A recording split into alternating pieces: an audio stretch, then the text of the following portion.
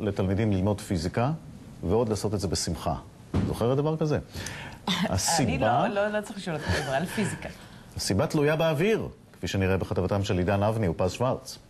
6, 5, 4, 3, 2, 1.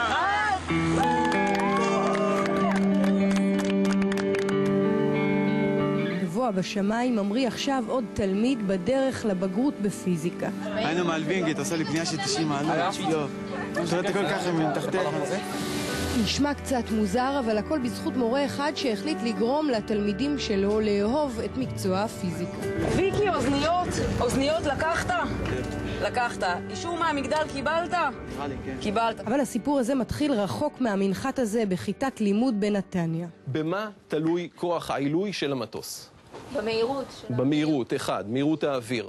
עד לפני 7 שנים במגמת פיזיקה 5 יחידות בבית ספר שפירא היו רק 2 תלמידים. אף אחד מהתלמידים כאן לא יכול לקחת שיעור פרטי. ואז החלטתי שאני נותן לילדים האלה את מלוא המרחב והזמן לחשוב על עתיד טוב יותר. היתרון באמת הגדול של מה שיש לכם זה מעבר, אני חושב, ליתרון של טייס, שכאשר נניח יש לכם מד גובה, אז היום אתם יודעים בדיוק איך גם מד גובה עובד פיזיקלית. כבר כמעט הוחלט לסגור את המגמה הזאת, אבל אז עלה למורה איציק רעיון מקורי. אם לימודי פיזיקה לא מעניינים את התלמידים, נציע להם ללמוד את המקצוע הזה בצורה קצת שונה. נובמבר קוטגו, פיינל. הוא השיג מימון מתורמים, תמיכה ממשרד החינוך, ומתחילת השנה הכיתה שלו הפכה לשדה תעופה של ממש. מישהו יכול להגיד לי איפה מדפים? יש לנו בכל כנף 2 משטחים. בדרך הם מקבלים מטאורולוגיה והם מקבלים גיאוגרפיה. הם תשאלי ילד איפה זה גדרה, איפה זה, אין לו מושג, אבל פה באמת הם יודעים את זה, מטאורולוגיה, הם יודעים אנגלית, הם יודעים יותר טוב עברית, הם יודעים בעצם את כל מקצועות האלה, והכי חשוב שזה גם מוכר להם בתור 2 יחידות פיזיקה. הנאה נטו, תלמידים מצביעים ברגליים, תלמידים רוצים להגיע לכאן, וכיף להם.